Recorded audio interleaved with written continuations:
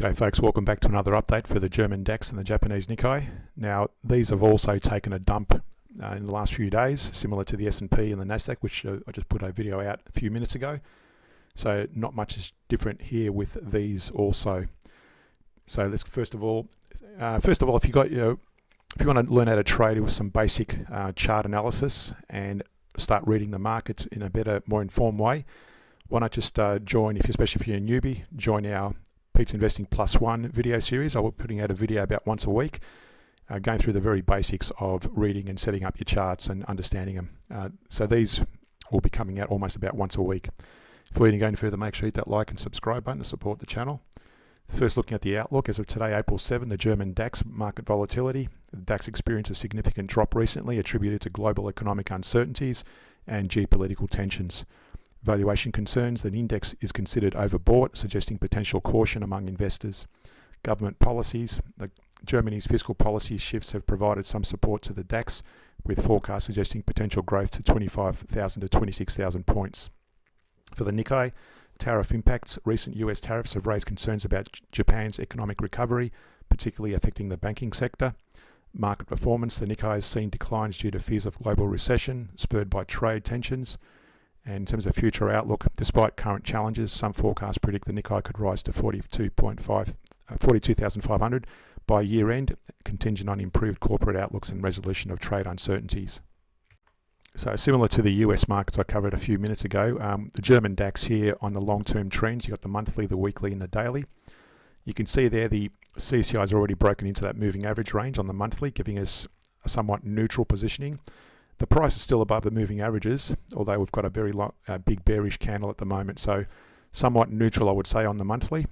On the weekly, that's already broken down below our moving averages of both the price and the CCI. And also, we did have a bearish divergence here. There's no divergence on the monthly, but on the weekly, we had a double top on the CCI versus higher highs on the price.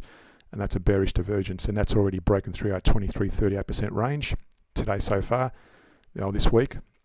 Last week it was sitting in that range, and it's actually broken below that range. And what we do with these divergences, we measure them with a Fibonacci retrace, and we take it back to the low before that divergence started, and that's where that 23-38% range comes in. You can see there it's currently broken below the 38%, and it's now approaching the 50% level. Obviously, we take it one step at a time, and we'll see where it's going to stop. Also on the daily, we've had it hit this resistance up here. We had almost a double top up here with this resistance, but the CCI was showing us a bearish outlook versus higher highs in the price, and that actually broke to the downside. Now it's currently resting on this support line we drew some time ago at 19,430, and today so far it's giving us a bullish bounce with a bullish candle, but nothing to go long on. But if you, depending where your entry was, if you did go long here, you want to hope this gains a bit more traction. But at the moment, it's predominantly bearish. I would avoid going long if you haven't already entered it, and predominantly short trades. And the reason I say that, we always trade in the direction of the higher time frame. So if you're trading on the daily, we look at the weekly. If the weekly is bearish, we take short little periods. So on the intraday chart, if you're trading on the 1 hour time, we trade in the direction of the daily. And so again, back here, you would have taken any short trades when the CCI broke below and the price is below the moving averages. And I've got a back test I can show you here, going short only. And the back tests here start where the price broke below the moving average range on that candle there, and the CCI was already below. So that's where you would have started taking short trades on the 1 hour time frame. And that's where these two back tests demonstrated. So on the stop loss approach up here, with a baseline of 100,000, you would have generated 7,643, and that's still live. And the average down approach, it's averaged down a few times, you can see there. That's generated 15,576 so far. And the trick with these is you open and close the trades when they break below. It's the same method as I've just explained. When the CCI and the price break below, you go short, but you only go short in the direction of the daily. And you stop trading short when the CCI breaks into that moving average range on the daily. Stop taking any short trades. So at the moment, even though if you're going short, you close out your positions here, for example, that would have broken above if you're going short, and you would have taken out your gains on that one as indicated by the stop loss and the average down approach. So the Nikkei has been very bearish on the monthly as well. You can see there we had a bearish divergence on the CCI, and that was projected back in the start of April. That finally broke down with that break below that candle there, and then it bounced out of there. That was at 23.38% range, and that would have been drawn with a Fibonacci back. Let me draw it again for you. From that high, was at this point? Yeah, that point there, that was the low before that divergence started. So broke below the 23% initially, then it bounced out, and then it's the CCI kept dropping below the moving averages, and eventually the price also followed in suit and broke below those moving averages. So at the moment, very bearish on the Japanese Nikkei on the monthly. On the weekly, we had another bearish divergence here, broke down, hit our 23.38% range, hit it once there, bounced up, and then broke further to the downside, and at the moment also very bearish on the price and all this CCI. And on the daily, it hit this major resistance up here at 42,500, broke down. We had a bearish divergence back here, broke further down, bounced off this minor support at 33.80, and then it's been stuck in this range for some time between support and resistance, and it's finally broken down again and hit this minor support level again we drew some time ago. Now it's a bit of a bullish candle today after a massive drop last few days, and similar to the German DAX is making some gain today, but again I wouldn't be going long. I'd wait for the weekly to turn bullish before taking any long trades on the daily.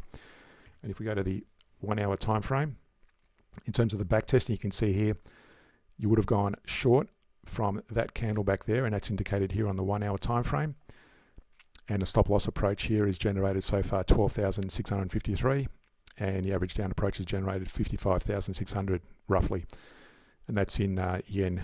So further downside to go. Again, we close out, stop taking short trades once that daily breaks into that moving average range. So I'll say what I said before on the S&P video. If you consider this the dog and this the tail wags the dog. And what I mean by that is we start, in terms of where we are at the moment, it's bearish on all three timelines, the monthly, weekly and daily. But what you do is you first off, we even go back to the 1 hour time frame. So at the moment you can see there, we had a bit of a slight bull run on the 1 hour time frame, and that was back in the 30th of March. But notice on the 30th of March was during a downtrend still on the daily. So again, you would not have gone long in that period on the 1 hour, because you want to go long in the direction of the daily. The last long period you would have gone long on the 1 hour would have been the 16th of March, back at this period on the daily. So I'll go back to the 16th of March, and that was this period back here, and that little rise back there. That's the last area you would have taken long trades on the 1 hour if you're following the daily trend. Other than that, you would have been going short during this period and short during this period. So I suppose what I'm trying to say is wait for monitor the hourly and against the daily. And if that starts breaking higher, like it did here, as soon as that happens, and if you're trading on the daily, then you start monitoring the weekly. So for example, during this period, was that bullish on the weekly? And you can see there on the weekly, it was still bearish. So it depends on what time frame you're trading. If you're trading on the 1 hour, you could have taken long trades there. But if you're trading on the daily, you would not have taken long trades there because the weekly was still in a downtrend. There was a bit of false break there. So again, you've got to be careful, and you might have taken a break even or a small loss on the daily if you're trading at that period there. So always go in the direction of the higher time frame. So if you're new to trading, we do put out a weekly video called Pete's Investing Plus One. Look out for those on the thumbnails. And the last video we did was a chart setup. So that's basically where I answer very basic 101 type questions in terms of setting up your charts, money management, and trading strategies in a very simple way. So my daily videos are a bit more, I suppose, intermediate in terms of experience. So hopefully these Pete's Investing Plus One videos are more for the beginners and the newbies out there. So feel free to reference those. Thanks for watching, and I'll see you in the next update.